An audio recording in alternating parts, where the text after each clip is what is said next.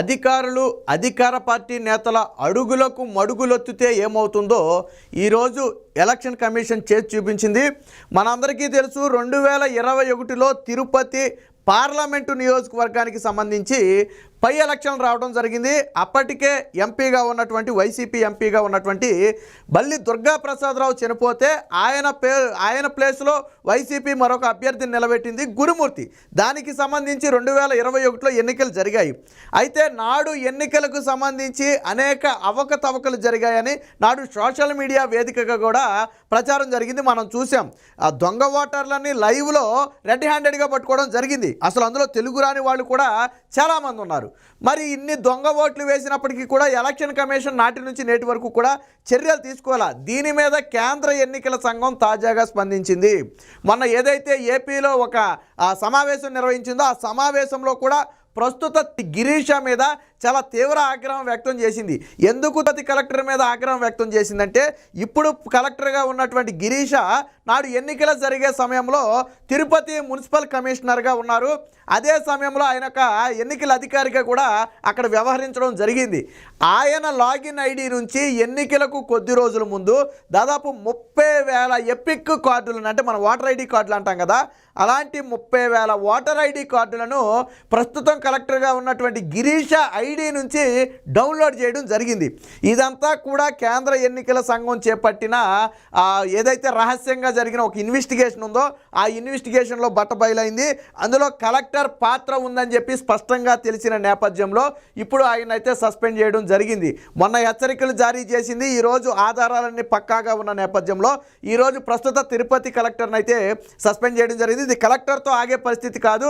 ఆ రోజు 30,000 కార్డులను డౌన్లోడ్ చేయడానికి సహకరించిన అధికారులందరి మీద కూడా వేటు వేయాలని చెప్పి ముఖేష్ మీనాకు ఆదేశాలు కూడా జారీ చేయడం జరిగింది. సో ఇది రాష్ట్రంలో ఉన్న ఐఏఎస్ ఐపీఎస్ అధికారులకు ఒక చెంపపెట్టుగా చెప్పొచ్చు. ఎందుకనంటే నీతి నిజాయితీగా పనిచేసి చట్టం ప్రకారం నడుచుకోవాల్సిన వాళ్ళే ఈరోజు అధికార పార్టీకి తొత్తులుగా మారితే చివరికి బలిపశువు అయింది ఎవరు? ఆ తొత్తులుగా మారిన అధికారులే బలిపశువులయ్యారు. రాజకీయ నాయకులు తప్పించి తిరుగుతున్నారు. కానీ ఆ రోజు మీతో పనులు చేయించిన ఆ అధికారులే ఈరోజు బలైపోయిన పరిస్థితి. కొంతమంది అధికార పార్టీ నేతల అండదండలతోనే ఆ రోజు దొంగ ఓట్లు వేశారని చెప్పేది బహిరంగ సత్యం. వెనకమాల వైసీపీ పార్టీ సపోర్ట్ లేకుండా దొంగ ఓట్లు ఆ స్థాయిలో వేయగలరా? టూరిస్ట్ బస్సులో వచ్చేసే మనకు తెలుసు. అసలు ఓటర్ ఐడిలో ఉన్న పేరుకి ఆ ఐడిలో ఉన్న పేరేంటంటే క్యూ లైన్లో ఐడి మనం తీసేసుకుని నీ పేరేంటమ్మా అంటే ఐడిలో ఉన్న పేరేంటో కూడా వాళ్ళకి తెలియదు. ఎందుకనంటే దొంగ ఐడీలను 30,000 ఐడీలు ఇతర ప్రాంతాల ఐడీలు డౌన్లోడ్ చేసి అందులో ఫేస్ మార్పింగ్ చేశారు. ఫేస్ మార్పింగ్ చేసి వీళ్ళ ఫోటోలు పెట్టేసి ఇచ్చారు. ఫోటో అయితే వీళ్ళదే, కానీ ఆ పేరు వీళ్ళది కాదు, వాళ్ళ అడ్రస్ వీళ్ళది కాదు, అందులో ఉన్న ఏ డీటెయిల్స్ కూడా వాళ్ళవి కాదు. అందుకనే లైవ్లో తీసేసుకుని నీ పేరేంటో చెప్పంటే చెప్పలేని పరిస్థితి. ఎందుకంటే కార్డులో ఉన్న పేరేంటో వాళ్ళకి తెలియదు. మీ భర్త పేరేంటంటే తెలియని పరిస్థితి, మీ ఏ ఊరంటే తెలియని పరిస్థితి. ఇప్పుడు కనీసం మిగతా వివరాలు తెలియకపోవచ్చు, కనీసం పేరేంటో భర్త పేరేంటో ఊరి పేరేంటో తెలియదా? ఎందుకనంటే వాళ్ళు ఇచ్చిన కార్డులు పట్టుకుని ఓటేయడానికి వచ్చేసారు 500 1000 తీసుకుని. అంతేగాని అందులో ఉన్న డీటెయిల్స్ చూసుకోవాలేమో, మనల్ని ఎవరైనా అడిగితే మనం సమాధానం చెప్పాలేమో అని వాళ్ళకంత ఆలోచన లేదు. అలా రెడ్ హ్యాండెడ్గా దొరికేశారు. దీని మీద ఆ బీజేపీ నేతలు అయితే కేంద్ర ఎన్నికల సంఘానికి ఫిర్యాదు చేశారు. దీంతో ఇప్పటికీ దాదాపు 2021లో ఎన్నికలు జరిగితే 2 ఏళ్ల తరువాత ఇప్పుడు దాని మీద చర్యలు అయితే ప్రారంభించారు. ఇది ఎక్కడితో అయిపోయిందంటే కేవలం దీంట్లోనే ఆల్రెడీ పంచాయతీ ఎన్నికల్లో కానివ్వండి, ఆ ఇతర ఎన్నికలన్నింటిలో కూడా దొంగ ఓట్లు విచ్చలవిడిగా వేశారు. అంటే తిరుపతి ఎన్నికల్లో దొంగ ఓట్లు వేసిన మాట వాస్తవం. కాబట్టే ఈరోజు కలెక్టర్ను సస్పెండ్ చేశారు. ఒక కలెక్టర్ను ఎన్నికల సంఘం సస్పెండ్ చేయడం అనేది చిన్న విషయం కాదు. వేరు ఆటలు అయితే వేరే విషయం. బట్ ఇక్కడ ఒక పౌరుడికి దక్కాల్సిన ఓటు హక్కుని కాలరాస్తూ అధికారులు వాస్తవానికి అవేర్నెస్ కల్పించాలా, వాళ్ళే ముందుండి ఇలాంటి పనులు చేయకూడదని చెప్పాలి. కానీ వాళ్ళే ఈరోజు ఇలాంటి చర్యలకు పాల్పడటం అనేది ఖచ్చితంగా నేరం కింద పరిగణించబడుతుంది. అందుకనే ఈరోజు నాడు ఆ ఎన్నికల అధికారిగా వ్యవహరించిన ఇప్పుడు ప్రస్తుత తిరుపతి కలెక్టర్ అయినటువంటి గిరీష మీద అయితే ఎన్నికల సంఘం వేటేసి అధికారులు ఇప్పటికైనా కూడా ఇంకా అయిపోలేదు. అసలు తతంగం ముందే ఉంది. అధికారులు ఇప్పటికైనా ఒళ్ళు దగ్గర పెట్టుకుని పనిచేయాలి. మా వెనకమాల వాళ్ళు అండ ఉంది కదా, మేము ఏం చేసినా మమ్మల్ని ఎవరు అడగరంటే ఈ రోజు మిమ్మల్ని ఎవరో కాపాడరు. జగన్మోహన్ రెడ్డి కాపాడా, వచ్చి సజ్జల రామకృష్ణారెడ్డి కాపాడా, విజయసాయి రెడ్డి కాపాడా, ఎవరు కాపాడారు మిమ్మల్ని ఎన్నికల సంఘం నుంచి? కాపాడగలిగారా? పైగా ఇది మీ రికార్డులో రాసేసి ఉంటుంది, మీ సర్వీస్లోనే ఇది ఒక మచ్చగా పెను మచ్చగా ఉంటుంది. మీరు జీవితంలో ఎంతకాలం సర్వీస్ చేసినా ఇవన్నీ కూడా మీకు ఒక మచ్చగా మిగిలిపోతాయి. రేపటి రోజున మీరు ఎక్కడైనా ఉద్యోగం చేస్తే అనుమానం వ్యక్తం చేయాల్సిన పరిస్థితి వస్తుంది. పలానా వ్యక్తి కలెక్టర్ వచ్చాడంటే అబ్బో ఈయన గతంలో ఇలాంటి పనులు చేశాడు, ఈయనతో జాగ్రత్తగా ఉండాలనే ఒక అనుమానం ప్రజల్లో కలుగుద్ది, అలాగే నాయకుల్లో కలుగుద్ది. ఇది ప్రజాస్వామ్యానికి మంచి పద్ధతి కాదు. ఏది ఏమైనా ఎన్నికల సంఘం ఈరోజు తీసుకున్న నిర్ణయం అనేది అధికారులకు ఒక చెంపపెట్టు. అందరి అధికారుల గురించి మనం మాట్లాడట్లేదు, నీతి నిజాయితీగా పనిచేసే వాళ్ళు కూడా చాలామంది ఉన్నారు. కానీ కొంతమంది అధికార పార్టీ నేతలు ఇచ్చే తాయిలాలకో లేదా వాళ్ళకు వచ్చే ఉన్నతమైన పదవుల కోసమో లేదా వేరు వేరు కారణాల చేత వాళ్ళు ఏది చెబితే అది తూచా తప్పకుండా పాటిస్తారు. 30,000 కార్డులు డౌన్లోడ్ చేయటం అంటే మాటలు కాదు. అంటే ఒక దొంగ ఐడి కింద వాడి ఆయన ఐడి 30,000 కార్డులు డౌన్లోడ్ చేశారంటే 30,000 దొంగ ఓట్లు అవి. అది మనకు తెలిసింది ఒక్కళ్ళే. దీని కూపీ లాగితే ఇంకా చాలా బయటకు వస్తుంది. సో దీనికి సంబంధించి ఒక వార్త అయితే రావడం జరిగింది, దాన్ని ఒకసారి మనం పరిశీలిద్దాం. సో ఇక్కడ చూడొచ్చు, వేషాలు వేస్తే వేటే, ఓటర్ల జాబితాలో అక్రమాలకు వంత పాడితే అంతే సంగతులు.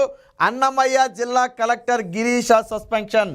తిరుపతి లోక్సభ ఉప ఎన్నికల్లో అక్రమాలకు సంబంధించి కేంద్ర ఎన్నికల సంఘం కఠిన చర్య. రాష్ట్ర ప్రభుత్వం ఇప్పటివరకు దీన్ని పట్టించుకోవాలా. అసలు వాళ్ళు పనిచేసిందే రాష్ట్ర ప్రభుత్వానికి, అయితే వాళ్ళు ఎందుకు పట్టించుకుంటారులే. కానీ కేంద్ర ఎన్నికల సంఘం దిగొచ్చే వరకు కూడా 2 ఏళ్ల పాటు ఒక అధికారి ఐడి నుంచి 30,000 దొంగ ఓటర్ల ఐడి కార్డులు డౌన్లోడ్ చేసి ఒక ఎన్నికల్లో ఓటు ఎంచితే 2 ఏళ్ళు సమయం పట్టిందంటే ప్రజాస్వామ్యం ఎక్కడుందో నాకు అర్థం కాల. ఆ రోజు దొంగ ఓటర్లను పట్టుకున్నప్పుడే అసలు ఈ ఐడీలు ఎక్కడి నుంచి వచ్చాయి, ఎలా తీశారు అని ఆ రోజే ఎంక్వైరీ మొదలుపెట్టి 3 నుంచి 6 నెలల్లో కఠిన చర్యలు తీసుకోవద్దా? ఇతర అధికారులకు చెంపపెట్టుగా మారేది కదా. దాదాపు 2 ఏళ్ళు గడిచిపోయింది, అది కూడా ఇప్పుడు తీసుకున్నారు, సంతోషం. ఎందుకంటే మిగతా అధికారులు కనీసం బుద్ధి వస్తుంది. మనం ఈరోజు విర్రవీగితే రేపటి రోజున ఇబ్బంది పడాలనే అధికారులకు కనీసం బుద్ధి వస్తుంది. సో అధికార పార్టీకి తబేదారులుగా, ఆ పార్టీకి జీతగాళ్లుగా వ్యవహరిస్తూ ఓటర్ల జాబితాలో వైకాపా నాయకులు ప్రజాప్రతినిధులు చేస్తున్న అక్రమాలకు వంతపాడుతున్న పలువురు కలెక్టర్లు, ఎస్పీలకు, ఇతర ఉన్నతాధికారులకు ఇది చెంపపెట్టు. 2021 తిరుపతి లోక్సభ ఎన్నికల్లో వైకాపా నాయకులు వేల సంఖ్యలో ఓటర్ గుర్తింపు కార్డులను ఎన్నికల సంఘం వెబ్సైట్ నుంచి అక్రమంగా డౌన్లోడ్ చేసి పెద్ద ఎత్తున దొంగ ఓట్లు వేసుకున్న వ్యవహారంలో వారికి సహకరించిన ఐఏఎస్ అధికారి, ప్రస్తుతం అన్నమయ్య జిల్లా కలెక్టర్ గిరీషపై కేంద్ర ఎన్నికల సంఘం సస్పెన్షన్ వేటు వేసింది. దాదాపుగా 30,000. ఆయన అప్పుడు లోక్సభకు ఈఆర్ఓగా వ్యవహరించాడు. తిరుపతి కార్పొరేషన్కు కమిషనర్గా ఉంటూనే ఆ ఎన్నికలకు సంబంధించి ఈఆర్ఓగా వ్యవహరించారు. సో ఆయనకు ఒక లాగిన్ ఐడి ఉంటుంది. ఆ లాగిన్ ఐడి నుంచి ఓటర్ ఐడీలను మనం డౌన్లోడ్ చేసుకోవచ్చు. సో ఆయన లాగిన్ ఐడి నుంచి దాదాపుగా 30,000కు పైగా ఎపిక్ కార్డులు, అంటే ఓటర్ ఐడి కార్డులు, మన భాషలో ఓటర్ ఐడి కార్డులు, వాటిని డౌన్లోడ్ చేసి వాటిపై మార్పింగ్ చేసి దొంగ ఓట్లు వేశారు.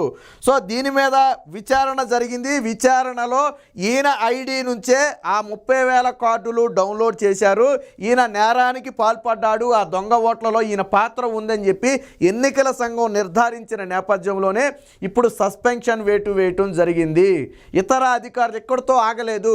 దానికి కలెక్టరే డౌన్లోడ్, నాడు కమిషనరే డౌన్లోడ్ చేయడు కదా, దీనికి సహకరించిన ఇతర అధికారులు కూడా ఉంటారు. ఆ లాగిన్ ఉపయోగించి డౌన్లోడ్ చేసిన ఇతర అధికారులు కూడా ఉంటారు. వారి మీద కూడా ఖచ్చితంగా కఠిన చర్యలు తీసుకోవాలని చెప్పి ఆల్రెడీ రాష్ట్ర ముఖ్య ఎన్నికల కమిషనర్ అయినటువంటి ముఖేష్ కుమార్ మీనాన్ అయితే ఆదేశించడం జరిగింది. చూడండి, వైసీపీ మొన్న తిరుపతి ఎన్నికల్లో ఎలా గెలిచిందంటే ఇది ఇలా గెలిచింది. తిరుపతి ఎన్నికల్లో దొంగ ఓట్లతోనే గెలిచింది. ఇప్పుడు 30,000 కార్డులు డౌన్లోడ్ చేశారు కదా, అంటే 30,000 ఓట్లు అయితే వేశారు కదా దొంగ ఓట్లు. అలా మనకు తెలిసింది 30,000, తెలియకుండా ఎన్ని ఓట్లు ఉన్నాయి. పోనీ ఇది ఎక్కడితో అయిపోయింది, సరే గతం ఏదో గడిచిపోయిందంటే ఇప్పుడు కూడా రాష్ట్ర వ్యాప్తంగా ఏ పల్లెలో చూసినా, ఏ పట్టణంలో చూసినా, ఏ వార్డులో చూసినా అన్ని దొంగ ఓట్లు, అక్రమాలే.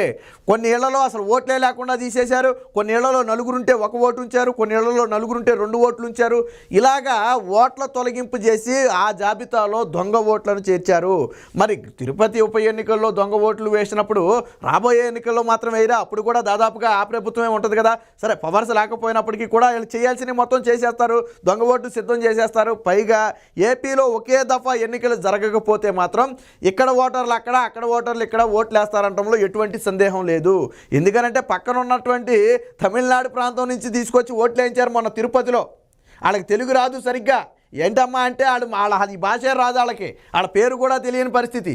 అలాంటి వాళ్ళని తీసుకొచ్చి మొన్న సూపర్ లగ్జరీ బస్సుల్లో వాళ్ళందరినీ కూడా తీసుకొచ్చి ఏసీ బస్సుల్లోనూ తీసుకొచ్చి దొంగ ఓట్లు వేయించారు. అడ్డంగా దొరికిపోయాడు మీడియాకి రెడ్ హ్యాండెడ్గా. సో దానికి సంబంధించి ఈరోజు తిరుపతి కలెక్టర్ మీద అయితే కేంద్ర ఎన్నికల సంఘం కఠిన చర్యలు తీసుకుందని చెప్పొచ్చు. ఖచ్చితంగా ఇది రాష్ట్రంలో ఉన్న ఇతర అందరి అధికారులకు కూడా ఒక చంపపెట్టు.